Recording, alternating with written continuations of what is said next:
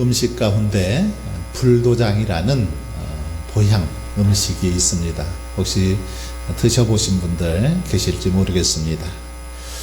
우리나라에도 고급 중국 음식점에서만 이 불도장을 취급하는데, 불도장은 승려가 담을 뛰어넘었다, 이런 의미를 가지고 있습니다.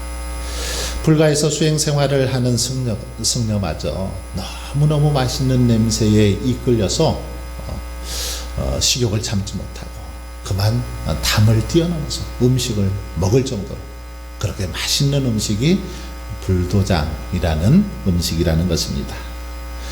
불도장은 다양한 육류와 해산물, 버섯 등을 중국 술인 소홍제에 재워서 보통 한 4-5시간 정도 푹 끓여서 만든 중국식 스프다라고 생각을 하시면 빠를 것 같습니다.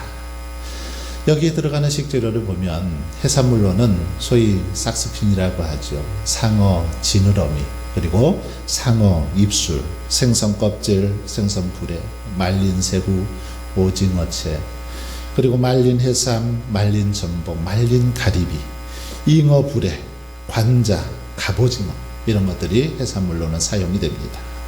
육류로는 소 도가니, 사슴꼬리, 염장한 돼지 살코기, 돼지 힘줄, 돼지 등심, 위장, 족발, 양고기, 닭고기, 오골개, 오리고기, 메추리알, 그리고 비둘기알, 이런 것들이 들어갑니다. 식물성 재료로는 송이버섯, 죽순, 말린 용한열매, 그리고 말린 표고버섯과 토란과 구기자, 은행 등이 들어간다고 합니다. 육수의 재료는 소뼈, 돼지뼈, 닭뼈, 대파, 생강, 양파가 사용이 되고, 약재인 인삼, 녹각, 그리고 동충하초, 대추 등을 넣기도 합니다.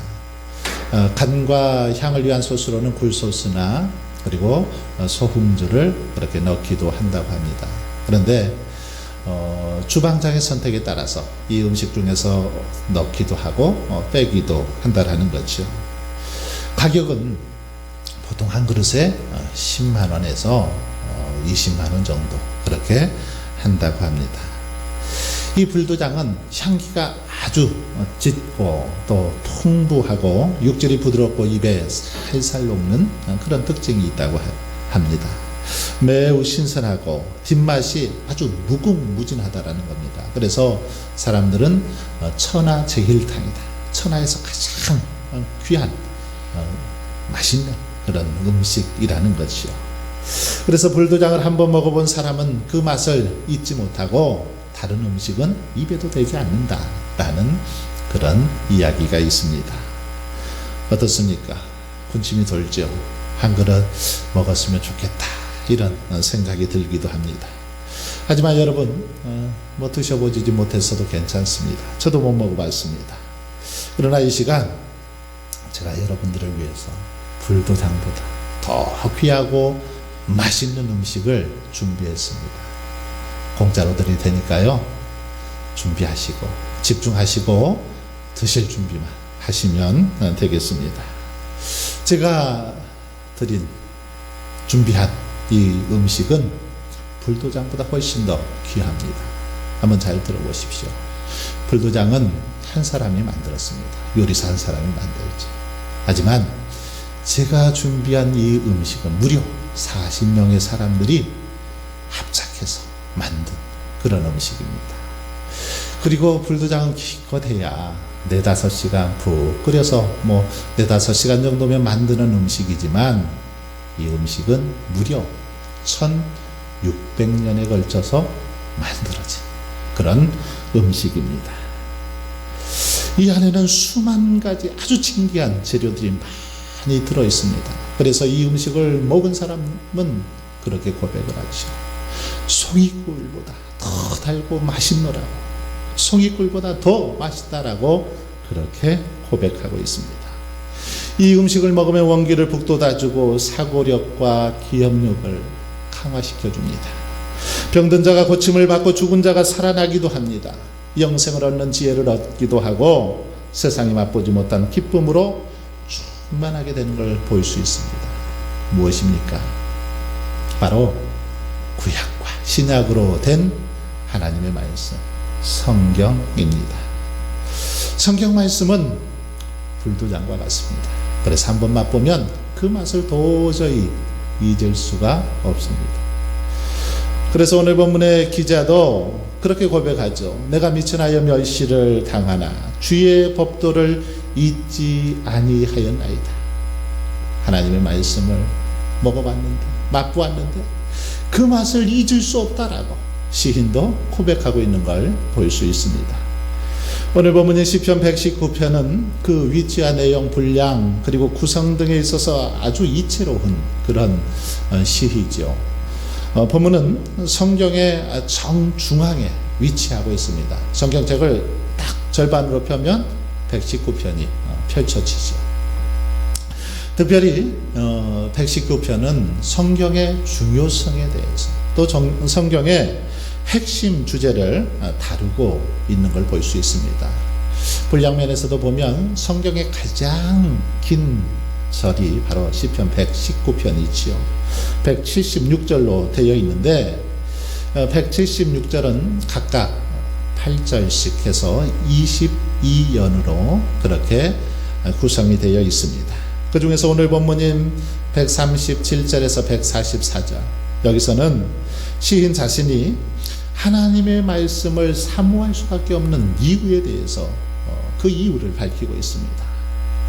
즉 주님의 말씀은 언제나 의롭고 심히 순수함으로 그 말씀을 자신은 너무너무 사랑한다, 너무너무 그 말씀을 사모한다라고 고백하고 있습니다.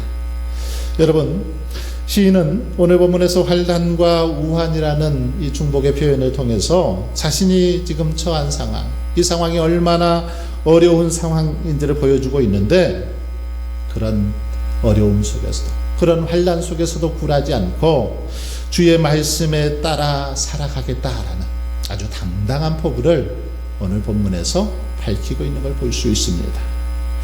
이런 모습을 통해서 하나님의 말씀에 대한 시인의 그 사모함, 말씀을 향한 열정을 오늘 본문을 통해서 우리는 배울 수 있습니다.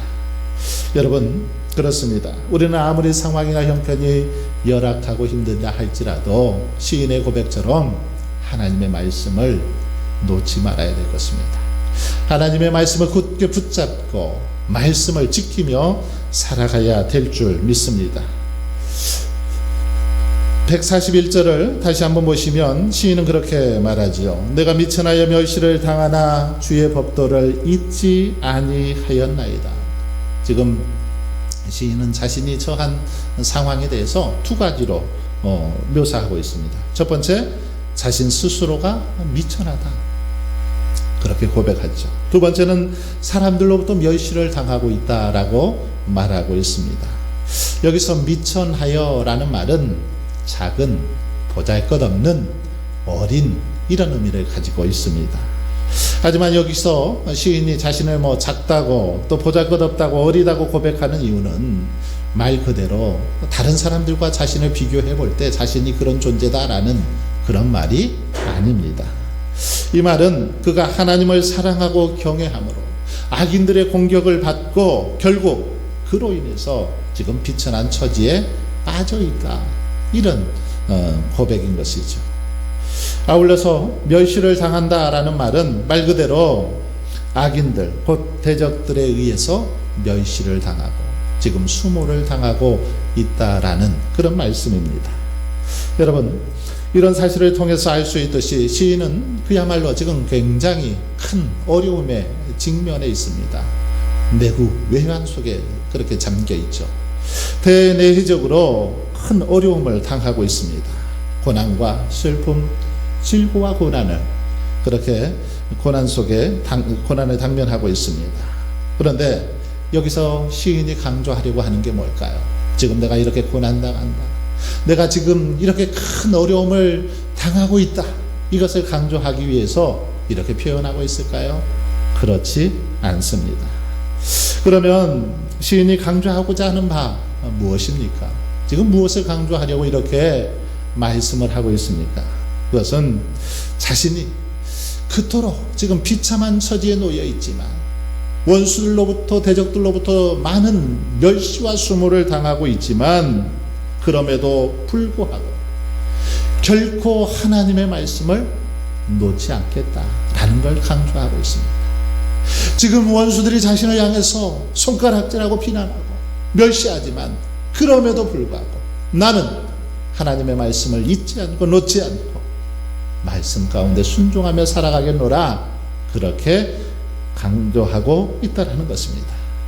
여러분, 시인의 이런 모습 속에서 우리는 아주 중요한 영적인 교훈을 깨닫게 됩니다. 아무리 우리 환경이 열악하고 어렵다 할지라도 하나님의 말씀만 꼭 붙잡고 지키며 살아가야 한다는 것입니다. 아무리 우리에게 많은 어려움이 닥쳐와도 하나님의 말씀을 놓쳐서는 안 된다는 겁니다. 생명줄과 같은 하나님의 말씀을 놓아서는 결코 안 된다는 것이. 하지만 우리는 어떻습니까? 대부분의 사람들 이런 삶을 살지 않습니다. 성도라 자부하는 사람들 중에도 사업이 조금만 어려워지면 어떻게 행동합니까? 이 사업을 먼저 좀 수습한 다음에 사업이 어느 정도 궤도에 올라갈 때까지, 안정되어질 때까지는 좀 신앙생활은 쉬고 그거 우선 정리하고 그런 다음에 봉사하겠습니다. 그런 다음에 섬기겠습니다. 그렇게 말하는 사람들이 많이 있습니다. 공부하는 학생들은 일단 좋은 대학에 들어간 다음에 하나님 열심히 하겠습니다.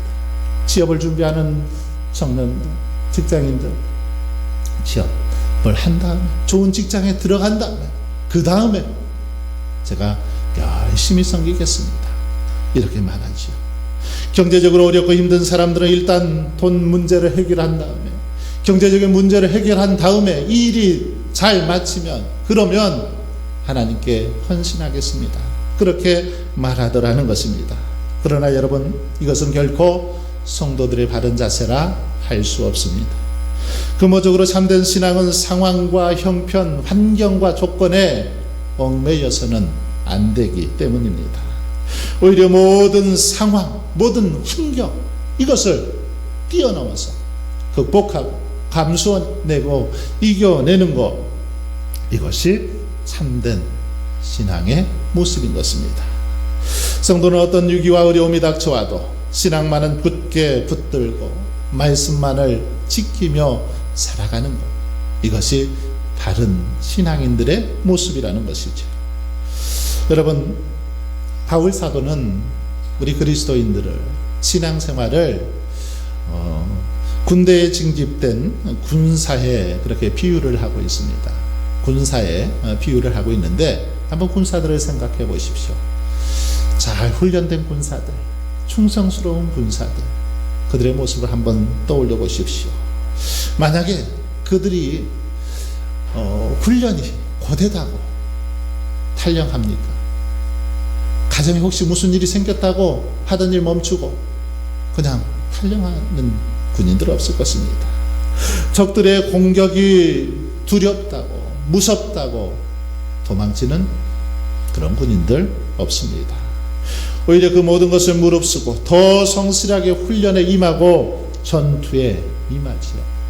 목숨을 바칠지언정 맡겨진 소임, 자기가 지켜야 할 자리에서 떠나지 않고 최선을 다하는 것, 이것이 훌륭한 군인의 모습이죠. 신앙생활도 이와 마찬가지입니다. 참된 성도들, 바른 신앙의 소유자들은 어렵다고, 자신의 몸과 마음이 쇠약하다고, 고난이 점점 더 거세진다고 주님을 떠나서는 안 되는 것입니다. 믿음을 저버리거나 말씀을 소홀히 해서는 안 된다라는 거죠. 오히려 이럴 때일수록 하나님의 말씀을 더 굳게 붙잡고 하나님 뜻대로, 하나님 말씀대로 살기 위해서 몸부림쳐야 한다라는 것입니다. 목숨을 잃을지언정 끝내 선하고 의로운 믿음의 싸움을 계속 해야 되는 것, 바로 믿음의 소유자들이 가져야 할 덕목인 것입니다. 여러분, 이 시간 한번 조용히 우리의 모습을 돌아보았으면 좋겠습니다. 한번 우리의 모습을 돌아보십시오. 혹 지금 여러분이 미천한 자리, 멸시를 받는 자리에 놓여 있습니까? 환난과 우한, 고난과 질고를 당하고 있습니까? 심적으로, 육체적으로, 경제적으로 위축된 가운데 그렇게 살아가고 있지 않습니까? 만약에 혹시라도 그렇다면 이럴 때일수록 바라기는 저와 여러분이 더 하나님을 의지하고 더 하나님의 말씀을 붙들고 나아갈 수 있기를 바랍니다. 우리의 신앙을 더 견고히 하시고 말씀을 더 굳게 붙들어야 한다는 겁니다. 흔들리지 말고 말씀의 교훈에서 떠나지 말라는 것입니다. 시인은 환난과 우환이 닥칠 때 오히려 더 하나님의 말씀을 의지하고 붙들어 놓으라고 지금 고백하고 있습니다. 왜 그렇습니까? 왜 하나님의 말씀을 더 붙들게 놓으라고 고백합니까? 하나님의 말씀은 진리요. 하나님의 말씀은 모든 환난과 우환으로부터 그것을 극복할 수 있도록 도우시는 능력이 말씀 안에 있기 때문입니다. 바로 모든 고난과 어려움을 헤쳐나갈 수 있는 능력이 하나님의 말씀이기 때문에 그는 더 하나님의 말씀을 붙들겠노라고 고백하고 있습니다. 143절에 보세요. 환난과 우환이 내게 미쳤으나 주의 계명은 나의 즐거움이니이다. 여기서 시인이 말한 환난과 우환이라는 것은 141절에서 언급한 자신의 연약함과 미천함으로 인하여 겪게 된 삶의 어려움들을 말하고 있습니다. 이 구절은 비슷한 두 단어를 반복함으로써 그 의미를 더욱 강조하고 있는 그런 문학적인 기법인데, 이 환난과 우환 무슨 말입니까? 이것은 지금 도저히 견딜 수 없을 정도로, 아니 정신이 공황 상태에 빠질 정도로 그렇게 힘든 큰 시련을 의미하는 것입니다. 그렇게 지금 자신에게 아주 큰 어려움이 닥쳐왔다라는 거죠. 그런데 잘 보십시오. 하반절에서 뭐라고 결론을 맺고 있습니까? 하반절에 보시면 나의 즐거움이니이다, 이렇게 끝을 맺고 있습니다. 환난과 우환이 내게 미쳤으나, 그런 다음에 끝부분에서는 나의 즐거움이니이다. 환난과 우환이 즐거움으로 바뀌고 있는 그런 모습을 볼 수 있습니다. 어떻게 이렇게 고백할 수 있을까요? 자기가 당한 환난, 우환, 이것을 과장해서 그런 것입니까? 그렇지 않습니다. 그럼 어떻게 된 것일까요? 그 사이에는 바로 주의 계명이 있습니다. 주의 계명.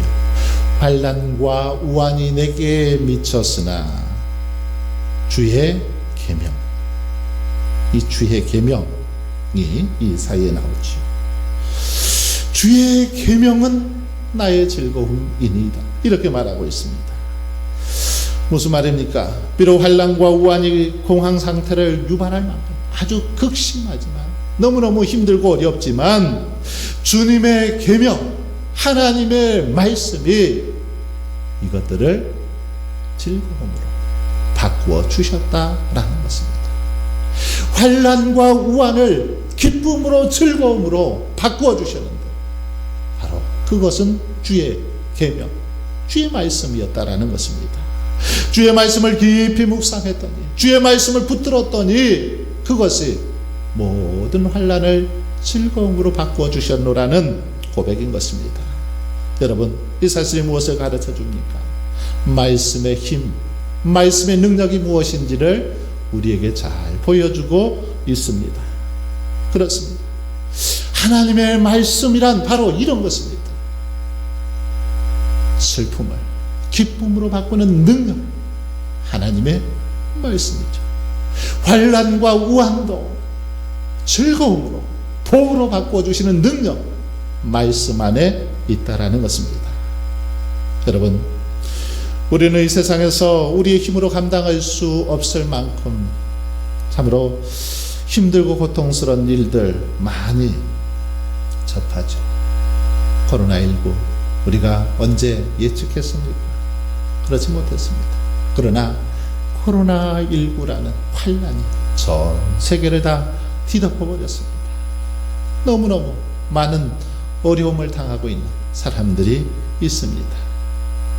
어디로 가야 할지 모를 정도로 극심한 어둠이 우리 인생길에 몰려들 때가 있더라는 것이죠. 우리의 힘만으로는 단 한 발자국도 나아갈 수 없는 험준한 골짜기를 만날 때도 있더라는 것입니다. 또 우리 앞에 예상치 못한 모진 풍파와 눈보라가 몰아칠 때도 있습니다. 우리를 상하게 하고 집어삼킬 만한 위기와 역경이 우리가 가는 길에 매복되어 있기도 합니다. 그러나 여러분, 바로 그 어두운 길에서 하나님의 말씀은 우리의 등불이 되신 줄 믿습니다. 그 험악한 길에서 하나님의 말씀을 우리를 견고하게 세우는 능력이 되며 모진 풍파와 눈보라도 막아내는 피난처가 되고 우리를 파멸시키려는 대적들로부터 우리를 보호하시는 방패가 되시는 줄 믿습니다. 아무리 강팍하고 완악한 심령도 새롭게 변화시키고 거듭나게 하는 능력, 말씀 안에 있더라는 것입니다. 그러니 우리가 말씀을 붙들어야 하는 것입니다. 어느 부인이 성경 말씀을 읽다가 예수님을 믿게 되었습니다. 이 부인은 성경을 읽는 것이 너무너무 행복했습니다. 말씀을 읽을 때마다 큰 감동을 받았습니다. 위로를 받고, 그래서 말씀을 보물처럼 여기면서 매일같이 그렇게 말씀을 묵상했습니다. 그런데 예수를 믿지 않던 남편, 술에 찌든 남편은 아내의 이런 모습이 너무너무 싫었습니다. 그래서 늘 아내를 향해서 멸시하고 비난하고 조롱하기 시작했습니다. 하루는 술에 취한 남편이 집에 돌아와서 보니까 아내가 그날도 열심히 성경을 읽고 있는 것입니다. 이 모습을 보던 남편이 화가 치밀어 올라서 이 성경책을 빼앗아서 그냥 아궁이에다가 던져버렸습니다. 그러면서 하는 말이, 저 종이쪽지에 불과한, 종이떼기에 불과한 저 성경 아무 쓸데없다. 불에 얼마나 잘 타는지 한번 봐라고 불 속에다 집어넣어 버린 겁니다. 그런데 다음날 아침 남편이 술에서 깨서 이제 아궁이에 이렇게 재를 긁어내는데 그쪽에서 타다 남은 성경 이렇게 쪽지가 보이는 겁니다. 몇 줄 이렇게 쓰여져 있는데 그 중에 마태복음 24장 35절 말씀이 눈에 확 들어왔습니다. 천지는 없어지려니와 나의 말은 없어지지 아니하리라. 예수님이 하신 그 말씀이 딱 와닿는 것입니다.